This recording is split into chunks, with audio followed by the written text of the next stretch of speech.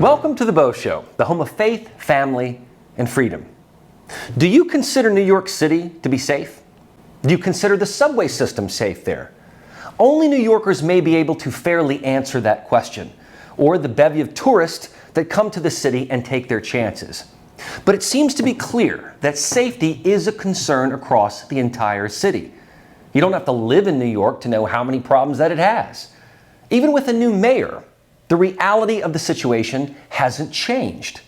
Eric Adams is having to balance the strategy of reducing crime and reducing the amount of mentally ill people living on New York City streets with the faux empathetic liberal desire to respect the homeless. Although Adams has supported a gentler approach to the homeless and mentally ill, he has sent more police to train stations and homeless encampments for tighter scrutiny. And this all came into play last Monday when a subway rider by the name of Jordan Neely found himself in a chokehold and subdued by other riders. Jordan Neely is homeless and frequently performs on the subway system as a Michael Jackson impersonator. This is a common scene on the subways of New York, where a busker has a captive audience who usually doesn't want to be entertained, but is forced to listen to or watch whatever performer has decided to hop on. It's actually a very dangerous scenario because any performer, especially a dancer, could present a safety hazard as the train moves through the underground. Then, once that performer thinks you owe him something for the performance that you did not ask for, you may be inclined to take out your wallet or purse, which makes you completely vulnerable to theft. If a thief takes your purse or wallet and then runs off at the next stop, what are you going to do about it? The subway is actually rather dangerous because anyone can get on it. Homeless, mentally ill, Wall Street banker, and no one is screened. It's not like when you board a plane where you've gone through, metal detectors and been around other passengers and watched them to see if maybe someone shouldn't get on the plane. Let's not forget that just last May, 2022, 25-year-old Andrew Abdullah pulled a gun on a stranger on the New York City subway and killed Daniel Enriquez, who was just on his way to Sunday brunch. This was just a pointless, unnecessary, cold-blooded murder. Police Commissioner Keechant Sewell said at a news briefing, this horrific crime should never have happened, calling Abdullah a repeat offender who was given every leeway by the criminal justice system.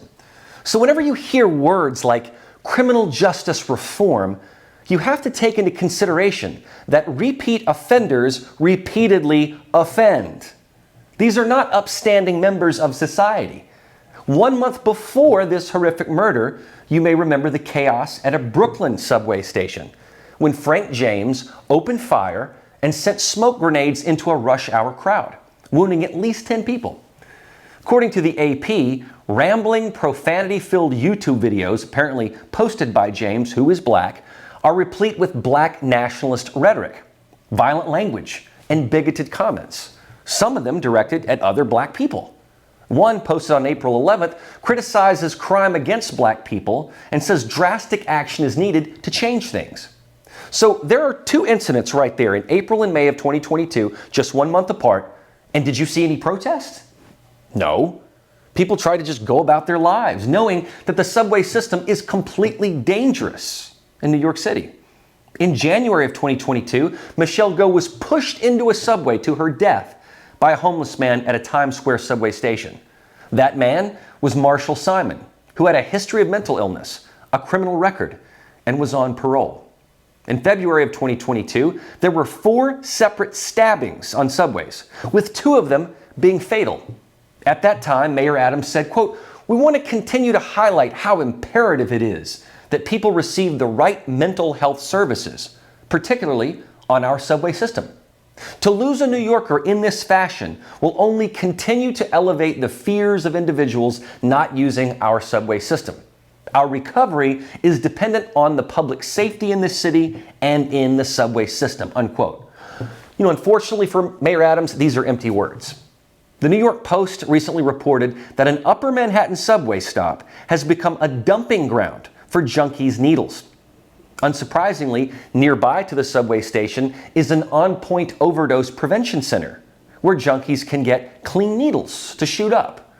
So this past Monday, when this subway performer, Jordan Neely, became unruly, perhaps riders were more on alert. Subway danger has been an epidemic, as you can see. It is not an anomaly. Apparently, the video of the entire incident lasts about 4 minutes, and it was very difficult for me to find the entire footage. All you see reported by media and online is when Neely is already being subdued by 3 men, including the man that's putting him in a chokehold. This is how Inside Edition reported it. 30-year-old Jordan Neely was not impersonating Michael Jackson when he boarded a subway train in Lower Manhattan. His life had apparently fallen apart. Witnesses say he was hostile and threw garbage at them. He reportedly screamed, "I don't have food, I don't have drink, I don't mind going to jail and getting life in prison. I'm ready to die." Where are the cops? A passenger shot this cell phone video as a 24-year-old former U.S. Marine puts Neely in a chokehold and keeps him there. 2 other passengers try to restrain Neely's arms. One witness shouts a dire warning.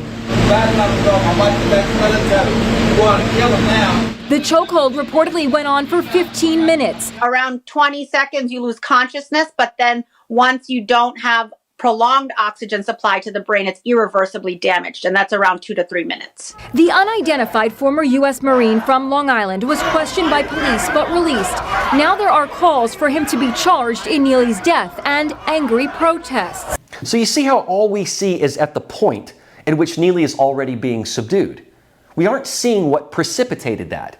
And because of that, people don't have an accurate portrait of what went on, other than witness accounts that say that Neely was throwing garbage at passengers and saying he wanted to die or go to prison for life. Now, whether a person is mentally ill at that point or telling the truth, there's little time to figure that out. All you know is that a man is now harassing other passengers and you are trapped in a subway car. He was not doing the moonwalk. It is not fair for the media to only show part of that video, the same way it is unfair to only show part of the Nick Sandman video, which later told a very different story. But when passengers are threatened by a homeless guy, whom they likely didn't even know was homeless, time is of the essence. You have to react based on what you see in front of you. If 3 men subdued Neely, that tells me that number 1, Neely had become a problem. And 2, that the Marine did not act alone and others felt the need to help. Other strangers seemed to feel compelled to mitigate the problem. Knowing what we know about previous safety issues on New York subways, it can be reasonable to assume that passengers are on higher alert. It's like how we've been since 9/11. If someone starts to act irrationally and wants to take the plane down, you better believe that passengers are going to react to that.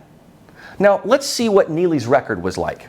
Neely had a record of 42 arrests, including 3 for assaulting women. He reportedly suffered from schizophrenia.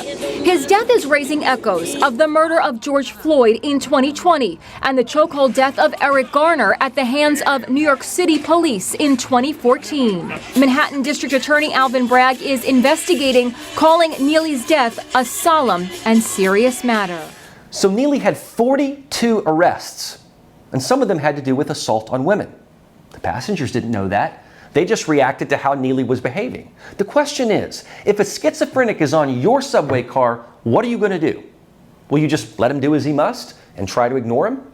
You don't know what he has on him. Weapon, maybe?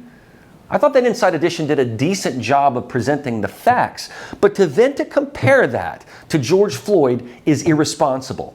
It presumes intent and even a racial component. Keep watching at epochtv.com/The Beau Show.